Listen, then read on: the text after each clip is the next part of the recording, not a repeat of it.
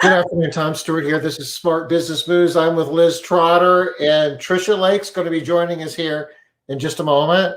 We're working out some last minute technical issues. All right. We're hoping it's on Trisha's end and not on my end, right? That's what I'm hoping for.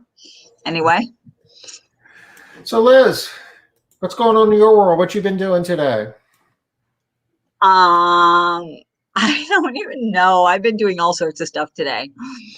Tom, I was talking to you for a good hour today.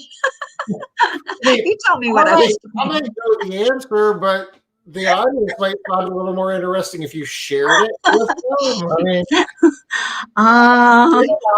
Maybe not. I'm working on stuff. Ooh, it's Trisha. Oh, no. I wonder why. Speaker. Oh, you know what? Tom, you know what? Trisha, mute for a second. Tom, we used to have this way back in the day, and you and I would just mute when the other person was talking, remember? And when we're talking, she'll mute. All right, so that's got to be our plan. Trisha, when we're talking, you mute. When you talk, we'll mute. We all got to be on the mute button. So, actually, I think she can talk, and it's not an issue. It's when we talk. I don't hear it when she talks, so she doesn't hear it when she talks. I don't hear any issues at all. So sweet. So you can talk, Trisha. What do you want to say? Hello, Tom and Liz. Oh, I'm trying to hold my laptop now, and it's gonna be crazy. So yeah, is it happening now? You can talk. I have to listen. Oh. All right. Are we live right now? Yes, we are. We are live. Hi, hello, everyone. We're technically challenged over here. Yeah. Don't know why. All right. So, Tom, oh, good job, Trisha. So, Tom, what are you going to share with us today? You're talking about the EIDL, right? We're going to talk about EIDL. Here we are. And guess what? My PowerPoint's not working. This is one of those days. This is one of those days. And it's awesome, too, because I actually spent some time this afternoon pulling this together, and I did a little bit of research. And, before it's over with, we might have an opportunity to hear Tom use profanity. How about that? That always does make me laugh, I have to say, Tom. I do get a kick out of it. It never fixes anything, but... No. But always makes me laugh. Back in the day, you used to be like fake frustrated with people, and you would call them all the B word. You used to correct me up all the time. Okay. We'll see. We'll see if we're going to have it happen today. What about Edward when he always says, gosh darn it? Who's that? Edward. Who's Edward? From Foundations. Oh, Ed Wright. Yeah. I gotcha. Yeah, I don't think of him as an Edward, but you're right. On Facebook, his name. Mm-hmm. Hey, Tom, whatever you did, you fixed it, because I'm not hearing the feedback anymore.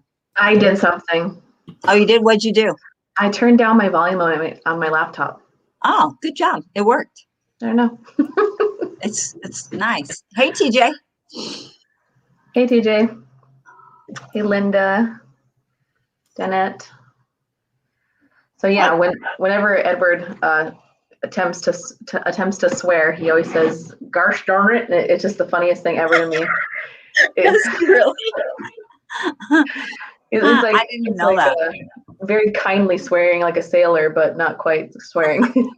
The way you're saying "gosh darn it," I'm kind of feeling like we need to give him some spinach too. Yeah. Oh shoot! Sorry, y'all. All right, who's all with us here today? Well, it's the three of us right now. Poor Tom he can't talk when he's trying to fix technical difficulties. He's trying to get his PowerPoint open again, his presentation.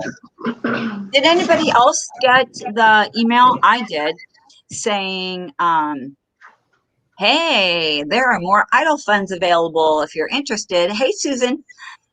Did anybody else get that email? I don't think I've seen it. No.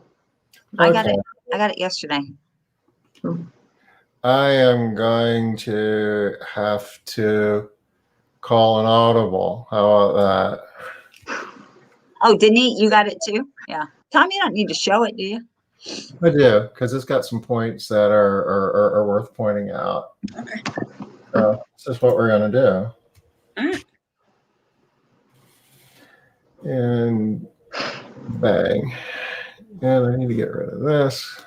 I hope you guys just have lots of time to just hang out and chit chat. Yeah, what else you guys been up to? This is tragic, isn't it? That's awesome.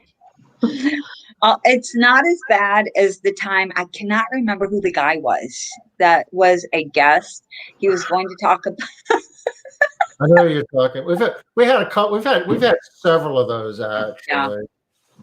We had like 2 right in a row of my guests. I was like, okay, that's it. I'm not inviting people from Olympia anymore. We are technologically challenged. Well, you don't have internet service in Olympia. You know, when the new infrastructure bill goes through and you guys have internet service like the rest of It's going to be awesome, Tom. It is going to be. The rest of the developed world. We're probably going to get internet around the same time they get like Chick-fil-A and, all the fast food. CC's. Yeah, Actually, CC's Pizza. I don't even know if they're viable anymore. The one here, we had 2 here in Charleston, actually. I think they both went out of business. Oh, really? Oh, that's a bummer. Gosh. Okay. This is important stuff. People have been getting emails with this content in it from the SBA. If you do, you want to take a look at it.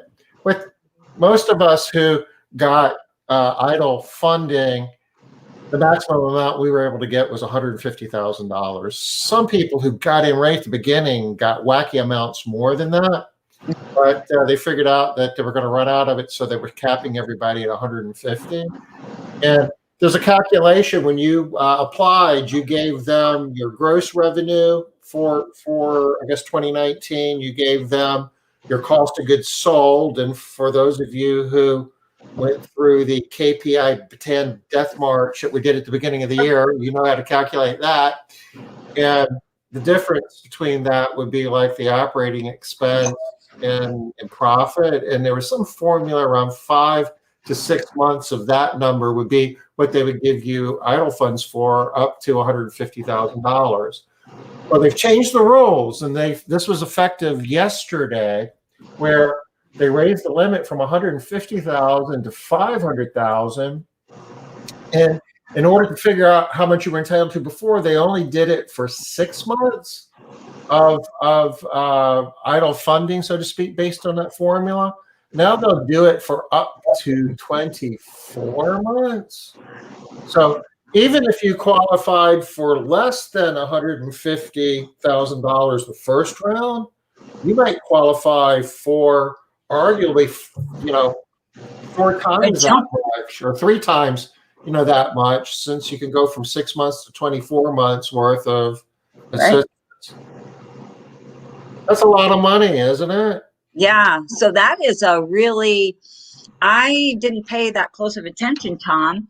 And I was talking to one of the MMA groups, and they had a lot of people that had gotten less than 150. And so I gave them faulty information. I'm so glad that you are bringing this up today.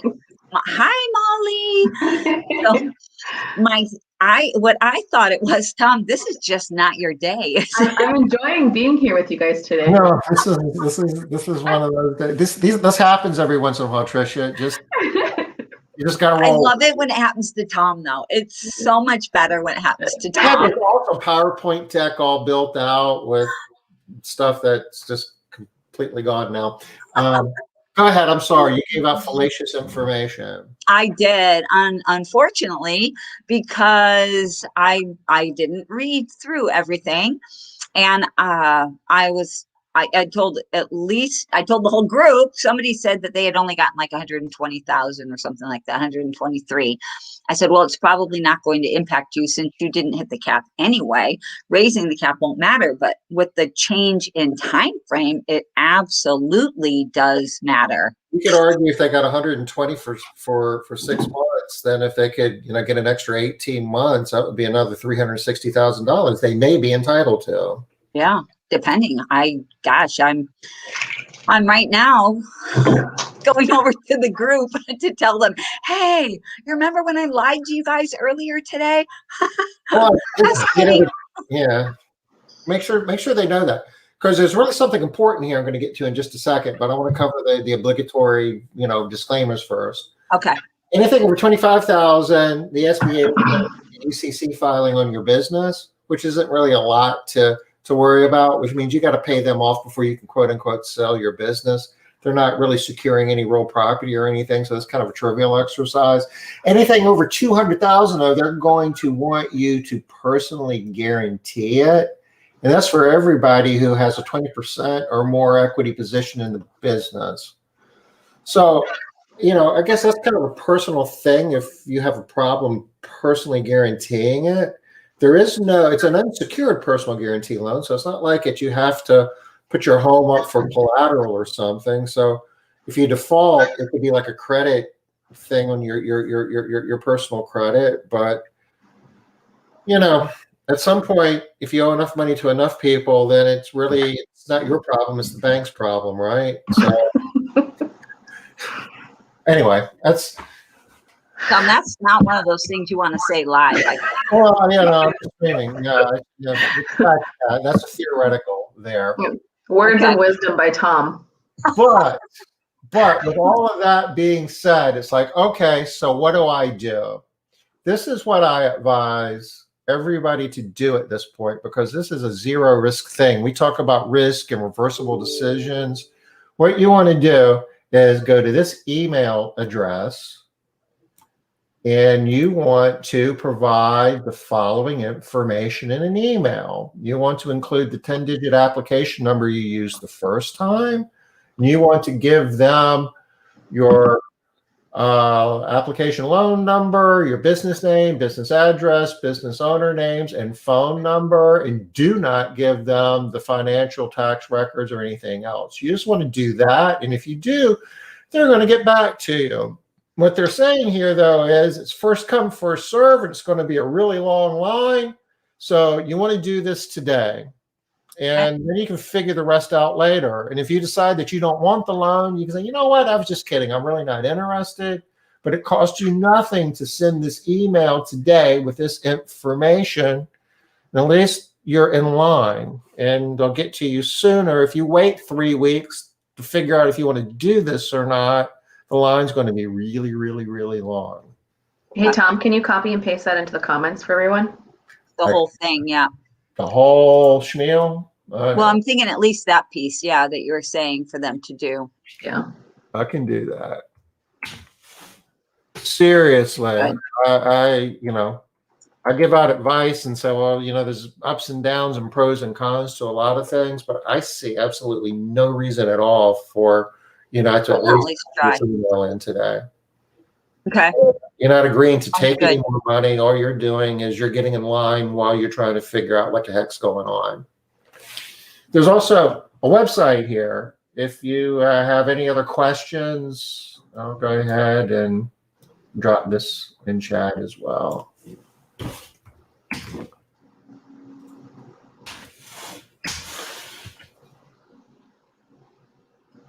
What are you dropping? Oh, the relief thing. Okay. Yep. All right. I love that. And so, Tom, what are you saying to the people that are saying, well, I just returned my money anyway. I didn't need it. I didn't spend it. What are your thoughts there?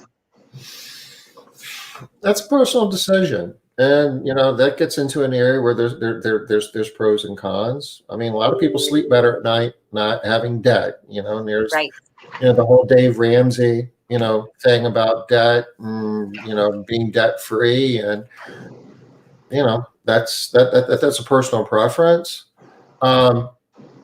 I have a different philosophy personally, and this isn't for everyone, but most publicly traded companies, most large businesses have debt, and they don't look at debt as a bad thing. They look at it as a tool.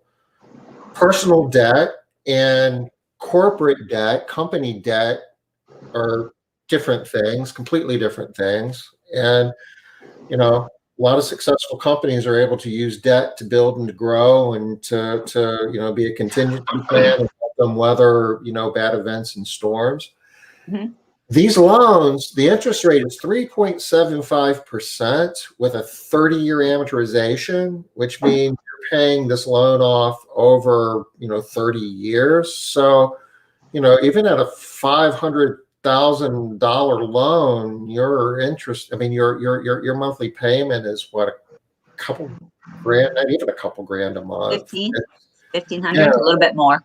Yeah, it's and this is kind of a who knows what's going to happen in the months and years ahead in terms of inflation and interest rates. But every day more people are coming out saying that with the trillions of dollars of money that's being printed and throwing out in the economy all at once, and if you just kind of look around in terms of how much we're paying for things now versus what we were paying for them a couple of months ago, and it's everything from the labor wages you're paying for the people that you're hiring to a 2x4 to a gallon of gasoline, and those numbers are going to be going up more before they ever go down.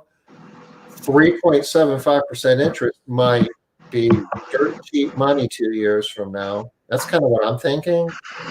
I'll never forget one of the advices that you gave me in foundations when one of the things I said is I needed to grow when we were growing and so forth, right? But I was struggling growing as fast as I could with company cars. And I was always a big believer in paying all debt off completely. So when I would purchase a company car, I would always pay for the car in full. And so if I didn't have enough money for a company car, I wouldn't purchase a company car. And I remember a conversation with me and you sitting down talking about that. And you just looked at me and said, well, what an easy solution that is. Just go buy a bunch of cars and you do loans on them. And now, and so we do that now. All of our company cars have loans where we pay like $213 a month on them, but it allows us to grow with no company car issues versus me trying to take all my funds from my savings and paying every car off like that. So that's kind of really similar to what you're saying with this, is that having capital in general is just a really good thing when it comes to this. It's definitely you use it wisely. Tom, you really have to stop now. Yeah, I'm not sure what, but that was a little bit of feedback. But truly, it's a tool, and the story you're sharing, thank you, because I presume your business is larger and your personal balance sheet. You have created more value and more wealth for yourself by using debt as a tool. Yep. At that particular time, I think I was being held back in my mindset by not wanting to buy or not having the funds to buy additional cars. But we had additional work, we had additional employees, but the cars were holding me back. And it was just such a simple solution but in my mindset, it was just hard to get over that owing money. And now it's not a big deal to me at all because I just look at it as a very small fraction of what our monthly sales are for that team, So there's another. Go ahead, Tom. There's another part of this. It's called return on investment. So if you're going to borrow money and invest it in your business, I'm talking about taking these idle loans and borrowing them and just setting them to the side for a moment. Maybe putting them in, some type of fixed rate, interest rate, thing where you can get a little bit of, interest on it, but don't do anything crazy with it unless you've got a real plan, but at least you have it at dirt cheap rates. If you're going to be investing that money, you need to be thinking in terms of return on investment. And like what Trisha was talking about, she knew how much revenue that she could generate off of a car each month and what her monthly cost would be for that car. And calculation was easy. It was a no-brainer. She'd buy cars all day long as you had homes to clean, with those cars. So, but you don't want to do. I do want to point something out here real quick. along with what Trisha is saying. For those of you that heard that if you go to foundations, Tom is going to tell you to go into debt. No. Some of you heard that. No, good debt is one thing, bad debt is one thing. Right. And No. I just want to make sure that when one of the things about foundations is that the conversation is a one-on-one conversation. This is a conversation that Tom had with Trisha about Trisha's business, Yeah. Trisha's Finances, everything. yes, all of those things. And so that was a smart move for Trisha. Mm-hmm. We're all about smart business moves, and what is smart for Trisha might not be smart for you. Right. So, and that's one of the things that you hear us rail against a lot, right? You hear about these Facebook groups and people go in there and they say, well, I saw on Facebook that so-and-so does blah, blah, blah. So I'm doing that too. Yeah. And that's one of the things that we are fighting against, right? That is not a smart business move. You have to be taking the whole picture and figuring out the best move, and also your risk tolerance, right? So we all have different needs and different strengths and different businesses. Yeah. So I just want to make sure that we say that, because I've heard people come back later and say, well, I heard that Tom tells everybody that they need to go into debt. No. Yeah, that's I think it's just Tom, Yeah. or like for me, in my individual situation, it was him helping me realize what a big difference where I can invest my money wiser. Instead of spending that $15,000 on a company car, I can utilize that money in advertising, which is going to fill that company car with staff and jobs, versus me just trying to stay debt free perfectly always, and now that that's just one example of a thing that we learned through, just having someone else looking at your business from the outside in, was beneficial for us.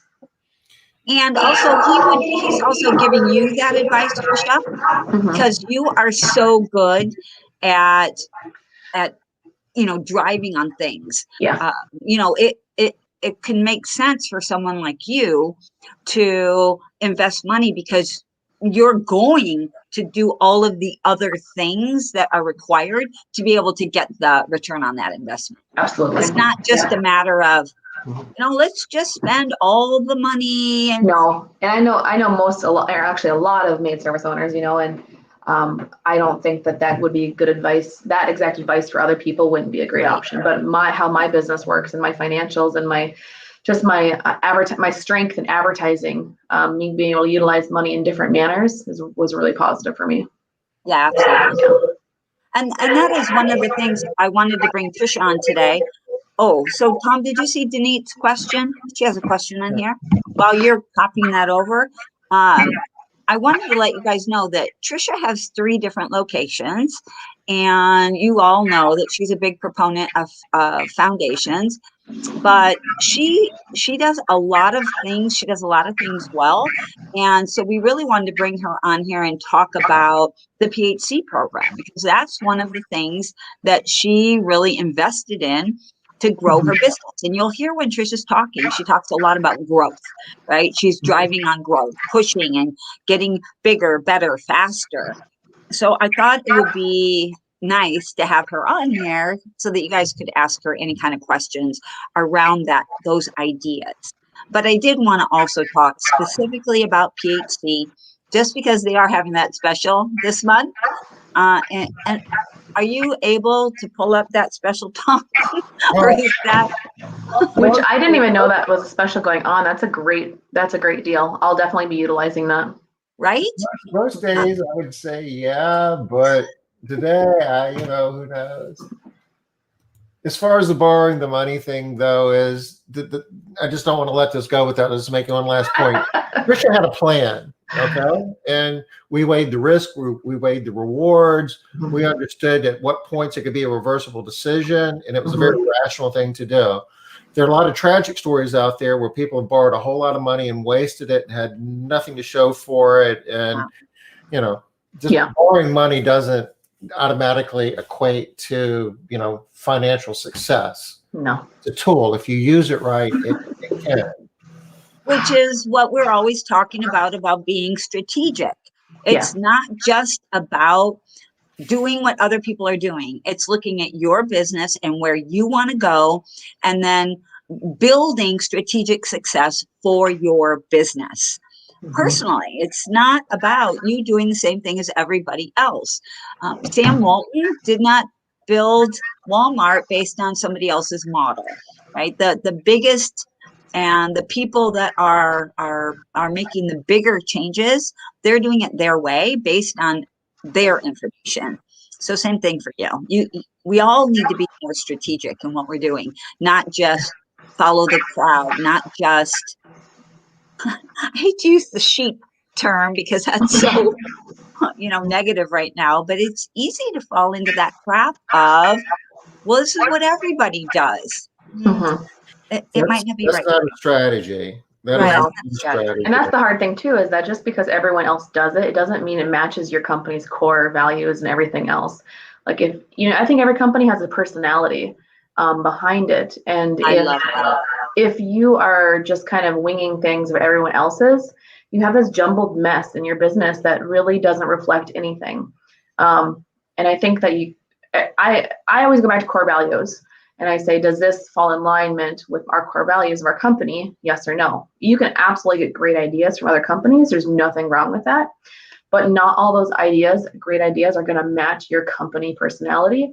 And it doesn't mean they're a great idea. They might be great for one type of business, but it doesn't mean yours. And it might still be a good idea that you have to modify for your business so that it matches up, so that it can sync up with your business.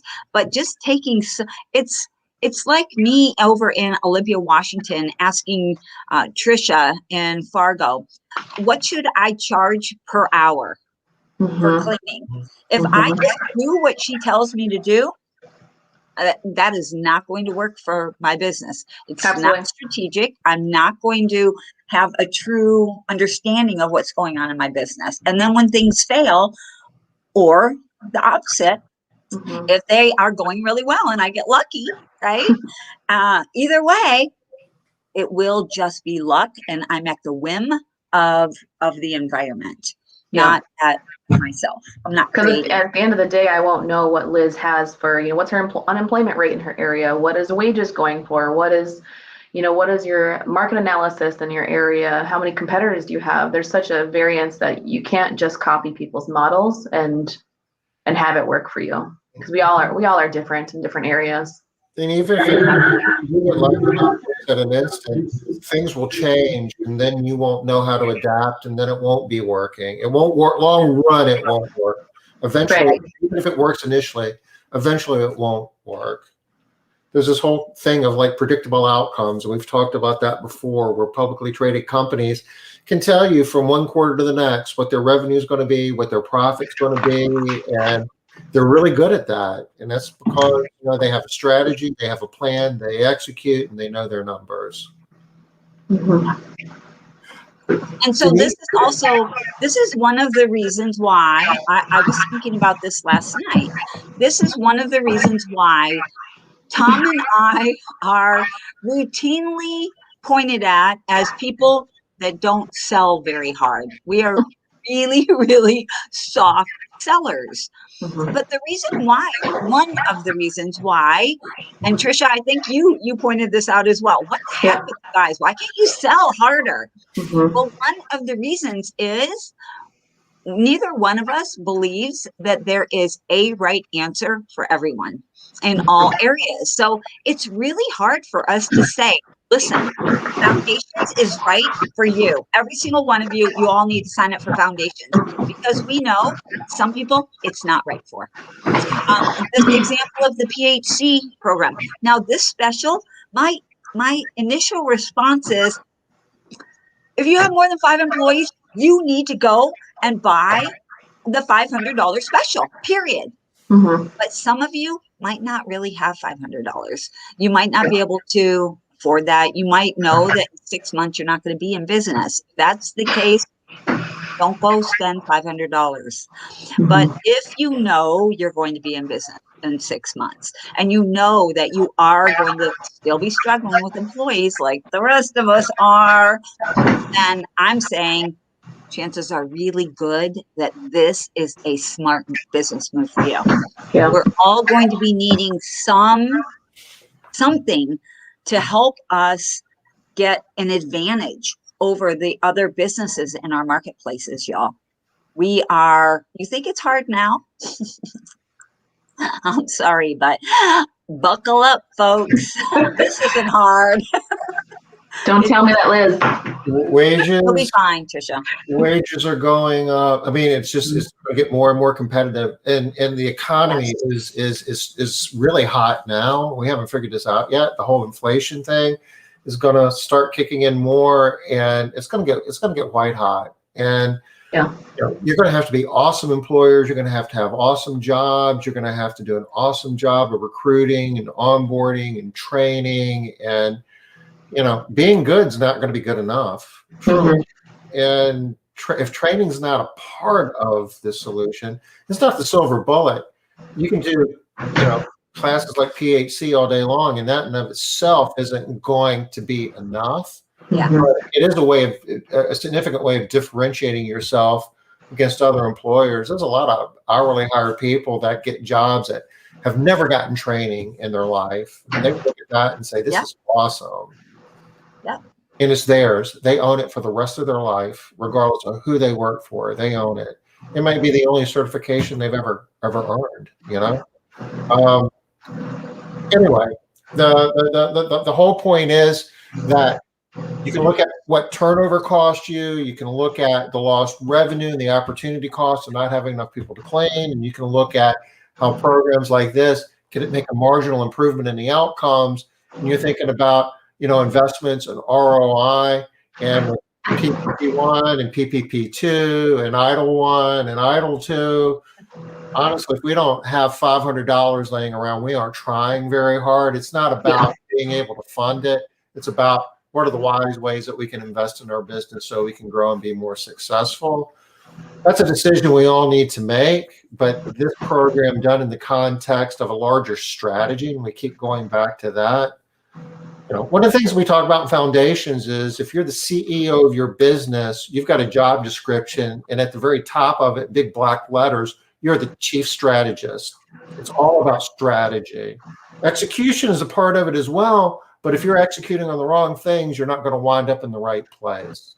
So this really has an opportunity to be a big part of your strategy. Which, speaking of strategy, look at my brand new board I just put up.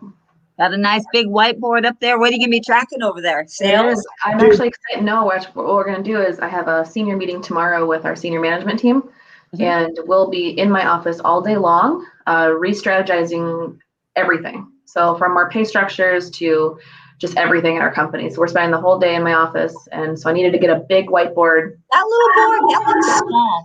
That's 4 foot wide. Okay, that's a lot bigger than it looks. I'm thinking when we get locked up in the war room in Charleston, that board is a lot bigger than that. Yeah.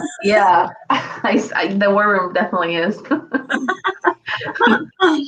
Okay, good. Well, I love that. Who all are you bringing in for your strategy session, Trisha? Yeah, so my senior management team consists of our human resources manager, and then our operations manager, and then myself. And so we have a weekly meeting every Monday to kind of go over the weeks and so forth and strategize. But this one is going to be a big one because we're going to go over everything and redo, job descriptions and redo just wages and everything. Because we're going to be announcing some wage increases across the board for our company. And we want to do so to our current staff to be respectful first of them before we start pushing it out to the public for what we're hiring at. So again, that's a strategy. Good. Yep. What Trisha, made you decide to do this now? Is it because it's the beginning of the second quarter? Is it because 2021? What? No, it's because I feel the applicant pool is diminishing. And I like to be on top. I like to have people knocking on our door begging to come work here. And when people are no longer begging to come work here, it's a red flag for me. And so because our applicant pool is just so small in our area as it is, we had a tiny unemployment ratio before COVID hit. And so now with COVID, and stimulus packages and everything else, there's no employees in the market in our area. And so just knowing that we need to be competitive in order to stay ahead is just a strategy that ultimately we're going to be losing clients and leads and everything else coming into us if we can't fill those positions. So yeah, absolutely. So one of the things that I'm loving that you're doing too, Trisha, I preach on this a lot. You heard me say this a lot in Foundations, is bringing your people in on that strategy session so they are invested and vested in the work that you're doing, and they're driving it. They're pushing it. They're motivated by this bigger vision and bigger strategy. So love that. And I also, the team has to, we have to be together and agree upon these things. And I told them be prepared for us to bicker for the whole day long of why we should do what we should do. But at the end of it, my goal is to be able to all be on the same page and have worked out any of the what ifs that could happen and be able to put it out there to the rest of our team. I love that. I mean, that's really all about how it's supposed to work. You're facilitating the strategic planning. You're basically setting the tone to get the strategy set, but you have to execute that, and your team is one that's going to be doing it. You're not, you can't do everything yourself. You're not doing it yourself. You got a team that's going to execute. So if they're part of the planning process, like Liz said, they're invested. They own it, and they're much more motivated. Not only much more motivated, they're much more knowledgeable. They understand the why behind it, and they've got better information to execute. Yeah, absolutely. We got a couple questions here. Yeah, well, let's get Denise's question. She wants to know: did you need to receive a certain amount in order to qualify for more? They're very unclear as to what the criteria is and the rules are going to be and all of that. All they said is 24 months. So it implies that you should be entitled to a lot more funds than what you originally were. The only advice that I have that I would say is a pretty sure thing, take that email address that we dumped into the chat earlier and go ahead and give them the information. You're not obligated to go any further, but at least you're in line, and we'll have more information in the days and weeks ahead, and they'll be able to answer your questions as well once they get to that point. You just want to make sure that you're not 6 months out in the line because you waited too long to send that email in. And so, reminder, everybody, you heard what Tom said earlier. I just want to drive this point home. Everybody do it today. Do this part today. Remember, you're not getting any money today. You're not having to make that decision, but get your information in so that you are at the front of the queue, right? So everybody do that piece. Front of the queue, get it in there. You can decide what you're going to do with money or no money or whatever later, but get in there. Yeah.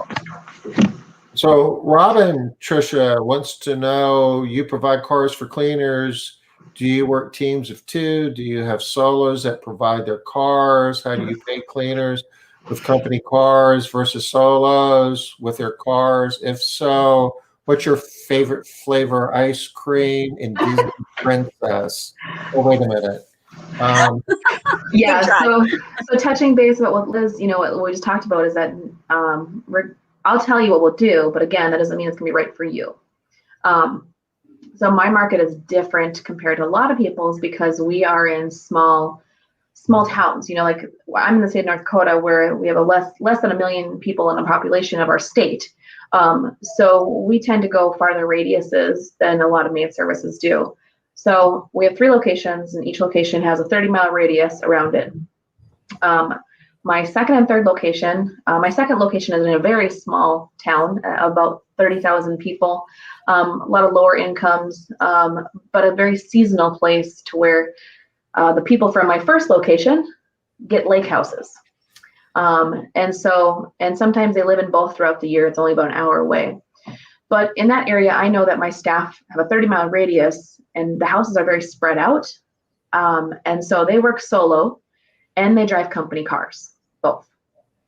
So that's not normally how a solo will work. No, but that's how it works for us, just because of the radius that we do and the mileage that they put on. And so we chalk up the company cars advertising expense in that ratio in that area. In my third location, which is a larger location, probably 100,000 people. Again, it's solo straight to houses and company cars. So again, we have a larger radius, that 30-mile radius that we're going. Most of our work is more internal, but we just opened that location in September. And so we want all the advertising we can get. And so those company cars running around town are, again, we chalk up as advertising expense for us. Our first location is our largest location, and it's a hybrid. So anyone that knows my companies knows that we do a lot of different things. We don't just do the typical maid service of weekly, biweekly, and monthly cleanings. We offer a lot of services, and we do a lot of hybrid situations. So we have teams too. We have solo cleaners that come straight to the office every day. We have solo cleaners that go straight to their houses every day. We pay typically hourly for all of our staff. However, a few of them do commission. So there's so many variables. Some get company cars, some don't get company cars. There's so many variables based off of that particular person. And that's one of the things that we'll be discussing when it comes to tomorrow on our strategy meeting of what is going to be our game plan going forward. Because we know we want to do pay increases.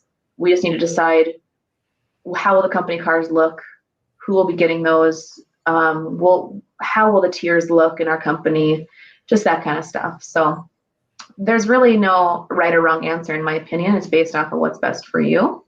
And for us, we utilize it. How do you equate the solo pay to a company car? For us, our solo cleaners are very efficient, far more efficient than team cleaners. And so when I look at the mileage that we would be paying them, that's about 50% of our car costs. And then when I look at the advertising method of it as well, and just the staff that we have from it, it works out just fine. So, yeah, but again, how we strategize company cars is, I have a competitor in the area that leases $50,000 cars for their company cars. I don't. Whoa. I what buy kind of car? I think they're like Nissan Muranos or something. But I don't. I look at each vehicle as a dollar amount of how much can I fill that with staff and how much can I get from sales and revenue based off of that vehicle. And so we purchased Chevy Sparks, and I think our car payments are $213 a month. So I look at, I can buy 4 cars for the price of some of my competitors' 1 car, which I can then fill with, across the board. And then we run our cars. We run our cars till they die. So our original first cars are 2012s, and we still are running those too. And I want to point out something too, Trisha, that you kind of alluded to. When you went through foundations, we would have told you, we would have had the conversation that if you are running solos, you can't be running company cars, right? We would have said that. But I want to point out that this is a different time. And these days, things are completely different. We have to be looking for what is going to serve us the best, which is why I think that it makes such good sense to be having your strategic planning meetings, bringing all of the people in and re-looking at this. This is why we do a SWOT analysis periodically, is so that you can find out what makes sense today. Yeah. Because y'all, in case you haven't noticed, unprecedented times. Absolutely. Until it might be time to be doing things, it is time to be doing things differently. And then the job is to figure out what you should be doing within the new landscape, or whatever I'm trying to say. The basic line is that you want to have a certain percentage of profit at the end of the day. how you get to that profit margin is up to you. You know, so you can do that in any multiple different ways, but you have a pot of money, and that pot of money has to be divided by in certain categories. And so you get to choose where you want to spend your pot of money. You know, I can choose a billboard, or I can choose company cars, or I can choose whatever you want. At the end of the day, though, you still have that one pot of money to pull from. I'm totally picturing you with like a little leprechaun with. That's kind of what I was going with just now, actually. Yeah. Good job. Good job. We talk about that with our staff, you know, because one thing that I think staff doesn't understand a lot of times is that pot, right? Like they kind of think it's an unending supply of money.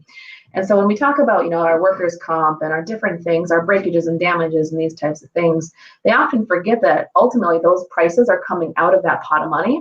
And at the end of the day, that does affect their pay increases because you don't have that funds available. So every time that we have a staff member that does slip and fall that should be wearing their non-slip shoes and they're not, you know, they're hurting their pot. That's good. So, I think somebody on here might be Linda, might be Denise. I'm not sure, but one of you guys, I think, did the $100 bill challenge. One of the weeks, you take $100, break it down into dollar bills, and for all of your staff to see, help them see where all the money goes using percentages. So if 3% of your money goes to cleaning supplies and equipment, all right, you take $3 off and you put that there. How much goes to employees? $55 goes there.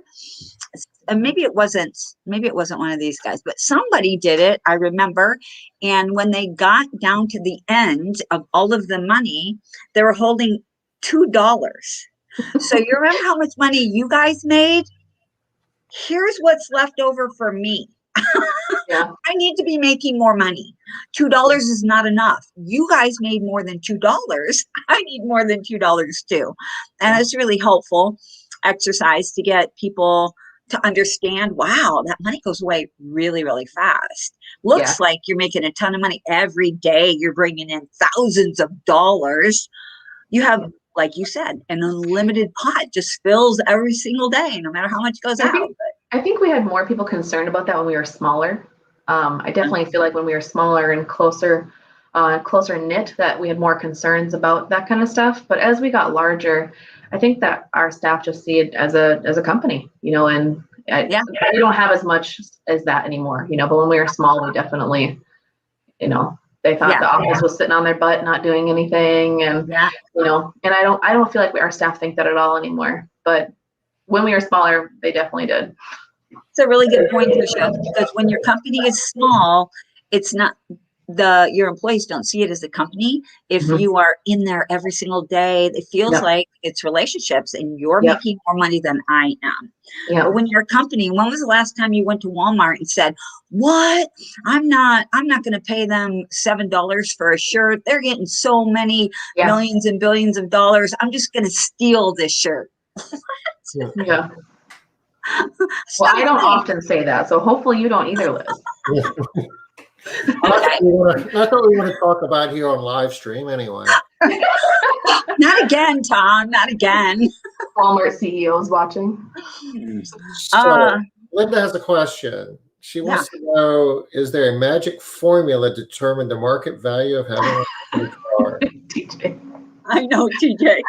Scrooge McDuck. All right. Okay, we got to take Linda's question seriously. TJ, don't be making us laugh. I was thinking about that. Scrooge. I love it. All right. So Linda, Tom, is there a magic formula? There's always a magic formula. I mean, I'll go back to the discussion that Trisha and I had. You know, the math is, you know, there's a lot of different ways you could do it, but we kind of figured out, okay, we're going to be able to put 2 people in the car and they're going to be able to clean 4 homes a day, and you do it and you say, okay, well, you know, they're going to do maybe $3,000 of revenue a week. So, you know, that's over 12 grand a month. And as long as I've got the demand for the work, and as long as the labor market's tight, and having a company car is going to give me a larger population of people to hire people, because some of them are capable of working, but they might not have a driver's license, or they might not have a car. And if you're doing teams and putting them in a car, there's more people you can hire, So bottom line is, I spend $200 and some odd dollars for the car, plus I throw in the insurance and some gas and some maintenance. Maybe I'm in for $400, a month on that car. I'm getting free marketing from it. Plus I'm generating $12,000 more in revenue that I wouldn't be without it. Yeah. You buy cars all day long until you get to the point where you don't have the demand there to fill them up with, people and have homes for them to claim. Right. And I think that it's okay that if that demand comes and goes too, because I know a lot of business owners that have gotten company cars, a lot of them, and then started selling them off too, because they no longer needed them. And that's okay. It's again, Tom, you and I talked about that reversible decision making is that, it is reversible. You can sell the company cars. You can, you're not stuck with them forever if you do make that decision. But each decision that you do make within your company, you need to think about, is this reversible or is this irreversible before you make that decision? And then revisit all of your decisions on some sort of a timetable. Yeah. I don't even care what the timetable is, but you have to be revisiting all of your decisions, checking your KPIs, looking at your numbers. Y'all, if your net profit is sitting at 25%, don't change a whole lot, okay? Just don't be changing a lot of stuff. Unless you have one employee, then change something. Absolutely. But if you are sitting at 2% profit, right, net profit, you probably need to be making some changes, unless you're bringing in 25 million. Then you might be. Yeah. What's Amy saying? Trisha, what is your company name? Amy, my company is called TLC Cleaning. And so if you click on my profile, I'm not sure if I'm tagged into this or not, but if you click on my profile, you will see my 3 locations. And our TLC Cleaning Fargo is our first location and biggest location. And we typically do a lot of stuff through Facebook. A lot. She's a very fun to follow on Facebook, y'all, because she has, just like she said, she has her own story, her own culture, and she's very true to it. You will see her personality. I love that, Trisha. I one time posted a picture of myself in a towel on my page, if that gives you any ideas. Yeah, I can't remember why you were in a towel in your car, and you were kind of yeah. So she definitely. Oh, Trisha, there's another question here about that Robin has. When you add a card, you have one person going out until you build a team for a day. Is that for me or who's that for? Yeah, that's for you. So if we add a car, right now we have no rhyme or reasoning of exact why if someone gets a solo gets a car or a team gets a car. We kind of look at each individual employee and each individual job type, so like we have a solo that doesn't come in here ever, that he goes to all of his jobs as right local in town. But if I had a solo that's driving, 60 miles out to a job, I'm probably going to want to give him a company car. So it really just depends on the financials at the end of the day of what is that person bringing in and what do I need to do to make them happy. But that's, again, something that we'll be talking about. Tomorrow. Yeah. Tom, I think that they're wanting to see our Facebook. I don't think they want to see our website. Oh. Well, that was a good picture. You can see her logo there, because one of the things that Trisha does that's awesome is she uses her logo a lot of times for her profile picture. She does this in some groups that she's in, like Nextdoor and those kinds of things. So people just get used to seeing this logo and think of her company. I love that idea. I think it's brilliant. I have people, I'm in the news a lot for just random things. And I was reading this article or this thing on the news a month ago or something like that. And someone was complaining about how often I'm on the news. They're like, seriously, this lady again? And